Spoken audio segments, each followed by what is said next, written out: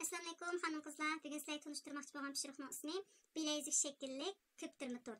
Bunun ketilgan materiallar un 80 gram, adetki tamak ketilgan unumuzdan 80 gram, qo'noq un kraxmalidan 20 gram, ikkisi jami 100 gram, 3 dal tuxum, 80 gram süt, 70 gram tuzsuz sarmay, anandan keyin 80 gram su. Bunun ichida 1 gramga yaqin tuz bor.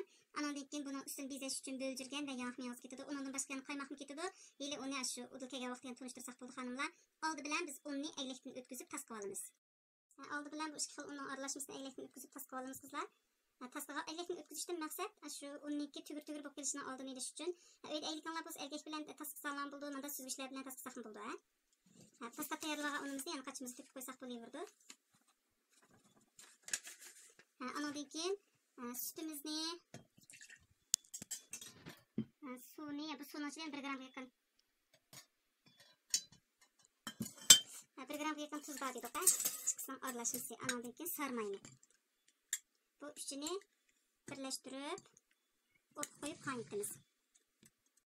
Süt, tuz, andan keyin suv, andan keyin sarmaymiz. 4 xil narsaning aralashmasini aralashtirdik. Buni o'tda qaynatib olamiz. Resmi qaynab chiqqandan keyin andan keyin o'tni tuvallatib uni solamiz.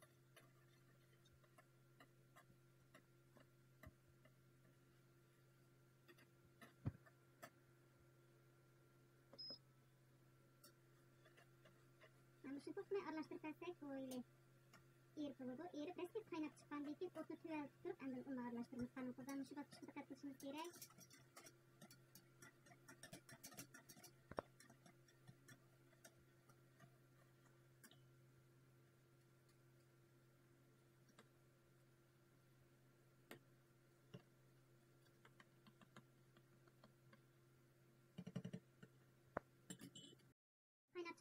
Qaynab chiqqandan keyin o'tni tuvallatib unimizni solamiz. Tasqab o'tkazib olgan ellikni tasqab mana tez suratda aralashtiramiz buni xonimlar.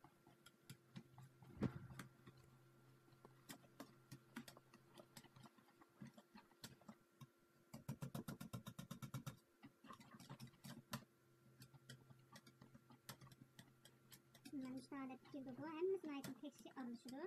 O'tni cho'qim tuvallatishga diqqat qilishimiz kerak xonimlar, bo'lmasa biz degan maqsadga yetolmay qolamiz. Buni ko'rib tasga deb o'ylab qolmanglar. Tunch ketin pishirib o'rgangan xonimlar cho'qim tas bo'lishi mumkin.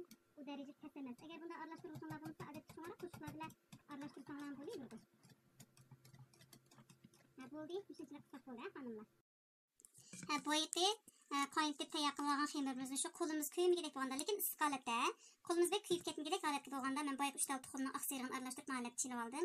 Buni ozdan 2 qatimdan 3 qatimgacha bo'lib bu xemirga aralashtiramiz. Mana shu xemirga tuxumni aralashtirish bosqichiga cho'qim diqqat qilishimiz kerak xonimlar. Bu brendimiz shunaqa bermilish holatga bir narsa bo'ldi. Ammo pishib chiqqandan keyin shundoq ko'rkam.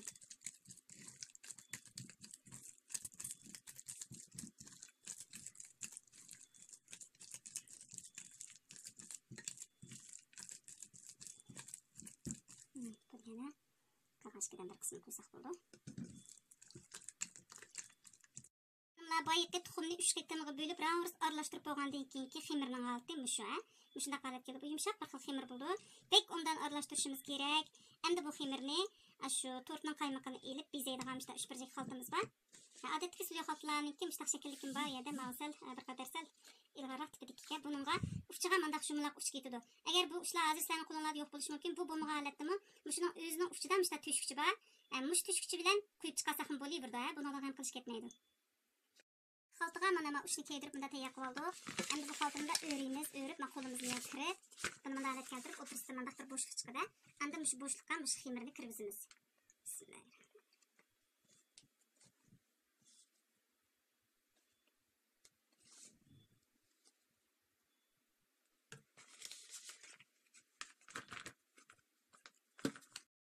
Xonimlar, lisqa moy qog'ozni moylab silib olgandan keyin hamda aylantirib buni yumaloq shakl chiqaramiz.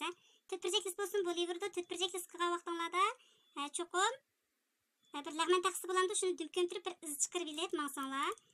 Yumaloq chiqishiga kapolatlik qilib bo'ldi. Buniki mening yumaloqlisini tanlashimdagi sababim endi men rasm chizishga qancha usta emas, qiyib ketib qolmay deb tanladim. Mana shaklini chiqarib olgandan keyin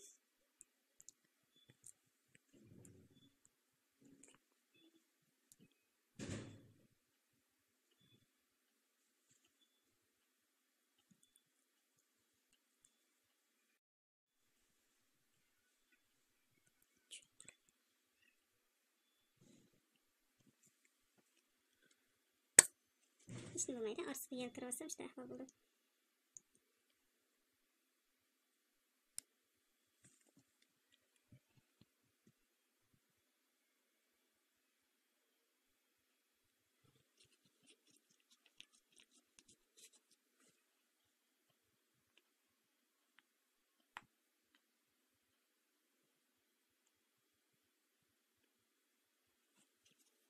Temirimizden ahvalı qarab, yani tepsi kondursak bo'laverdi.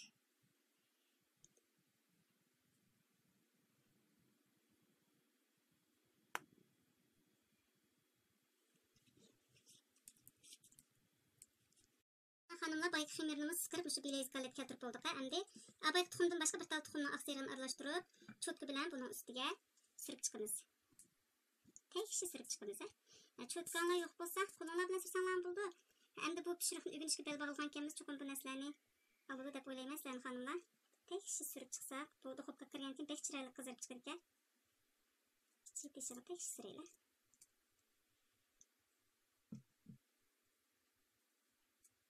Bir tal tuxumdan serg'ini olamiz, ketmaydi buningga. Eshib bag'ini boshqa narsalar qo'shib bo'laverdi. Bundaroq yegizaylik.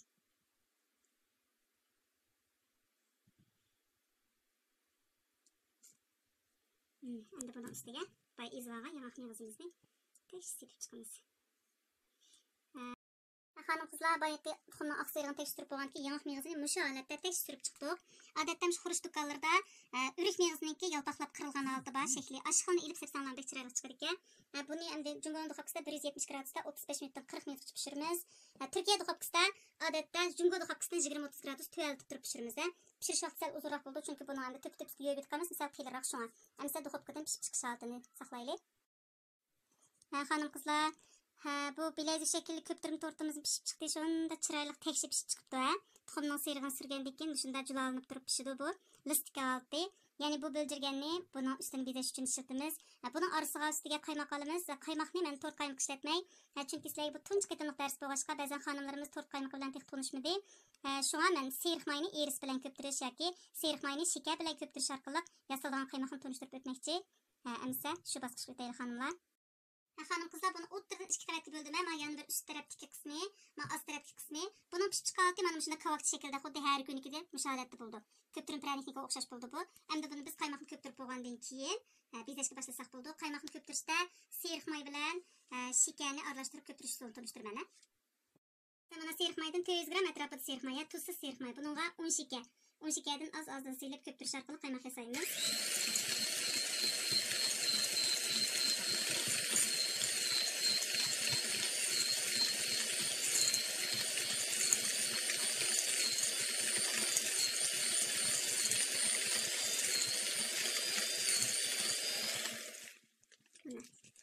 Aldığımızda tekrarlayıp keldi.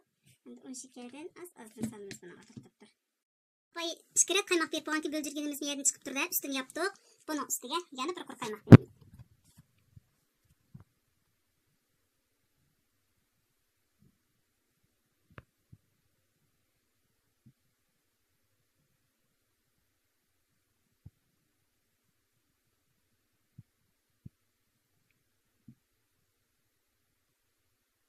Hanımlar, endi bunun ustiga yana böldirgen tuzishni boshlaymiz. Hamda hanımlar, en ustidagi qavatni tayyor bezilib chiqdi. Mana bu shakldagi bir xil köptürüm tort bo'ldi. Bu o'zi halqa shakli